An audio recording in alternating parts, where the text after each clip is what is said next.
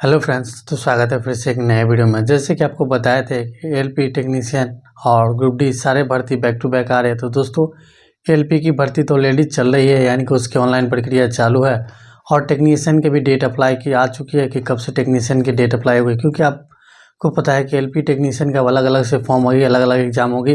पहले जो एक साथ होती वो अब नहीं होने वाली। तो दोस्तों, अब जो रेलवे मंत्री ने किया है, हर वैकेंसी को अलग अलग कर दिया। तो दोस्तों, टेक्नीशियन के लेके जो शॉर्ट नोटिस पहले ही जारी हो गया था कि आपको 8,000 9,000 समथिंग पोस्ट पे ये भर्ती आने वाली है।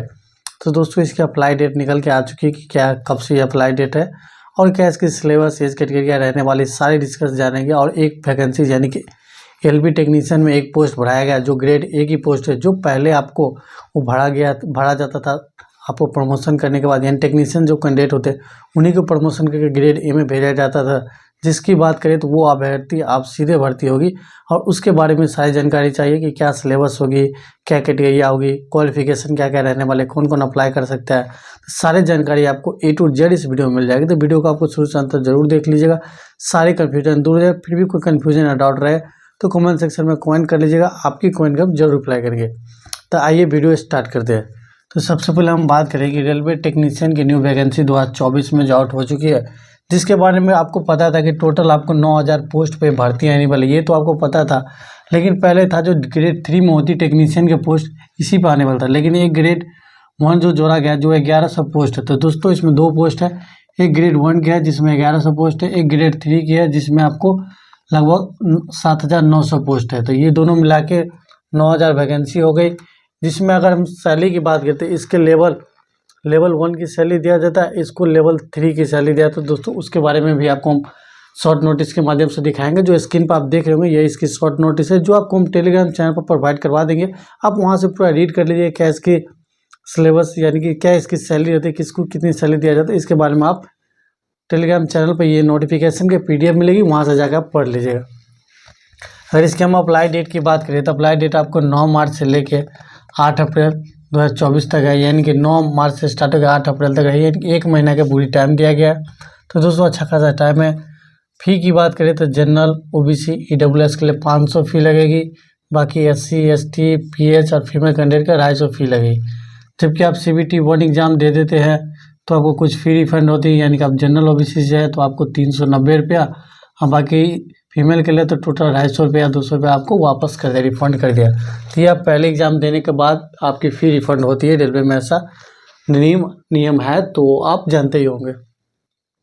एज की बात करें तो एज आपको 18 से 36 साल है, और 18 से 33 साल तक। दोस्तों, ये दो तरीका से इसलिए लिखा है, इसमें ग्रेड 1 यानी कि आप ग्रेड 1 के लिए अप्लाई करते हैं तो 18 से लेकर 36 साल तक, और ग्रेड 3 के लिए अप्लाई करते हैं तो आप 18 से लेकर 33 साल। पहले 30 साल ही थी, तो इसमें 3 साल के लिए एक्स्ट्रा छूट दिया गया है। 3 साल का एक्स्ट्रा छूट दिया गया एज में आपको, कोरोना काल को लेके इसके लेके छूट दिया गया। बाकी OBC से है तो 3 साल और एक्स्ट्रा छूट मिलेगी, SC है तो 5 साल और एक्स्ट्रा छूट मिलेगी।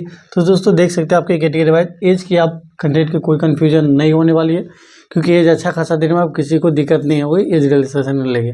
जो दिक्कत है वैकेंसी के लिए, तो दोस्तों वैकेंसी आप भरने वाली नहीं है, न LP की वैकेंसी बढ़ेगी, ना आपको टेक्नीशियन की वैकेंसी। जो वैकेंसी है यही है।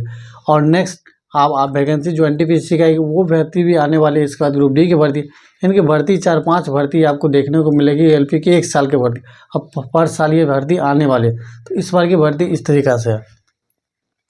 क्वालिफिकेशन की बात करें तो 12th पास PCM कैंडिडेट है जो अप्लाई कर सकते हैं टेक्नीशियन के लिए।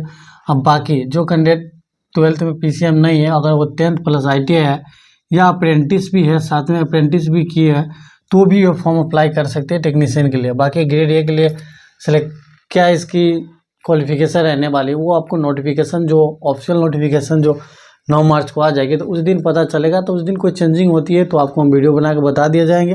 बाकी क्वालिफिकेशन यही रहने वाली है।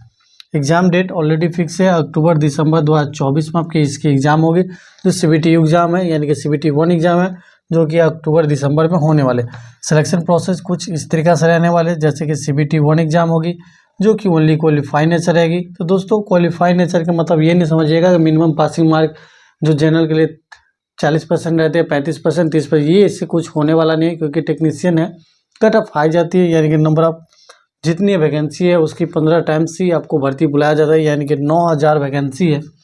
तो 9,000 वैकेंसी के आप 15 गुना कर दीजिए तो इतने ही कैंडिडेट के, यानी कि 1,35,000 कैंडिडेट है, 1,35,000 कैंडिडेट को लिए CBT2 में क्वालिफाई किया जाता है। यानी कि जितने भी कैंडिडेट रहेंगे 1,35,000 कैंडिडेट ही CBT2 एग्जाम देंगे। तो दोस्तों ये क्वालिफाई नेचर रहने वाली CBT1।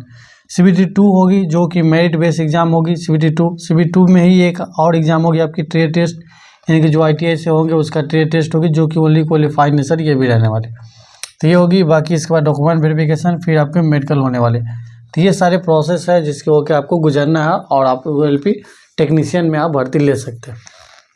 सिलेबस की बात कर ले तो सिलेबस हम जानते हैं फॉर CBT1 के लिए पहले, जिसमें मैथ से आपको 20 क्वेश्चन पूछे जाएंगे, रीजनिंग से आपको 20 क्वेश्चन रहेंगे, साइंस से आपको 25 क्वेश्चन रहेंगे, GK और 1-2 करंट अफेयर्स मिलाकर 10 क्वेश्चन रहेंगे।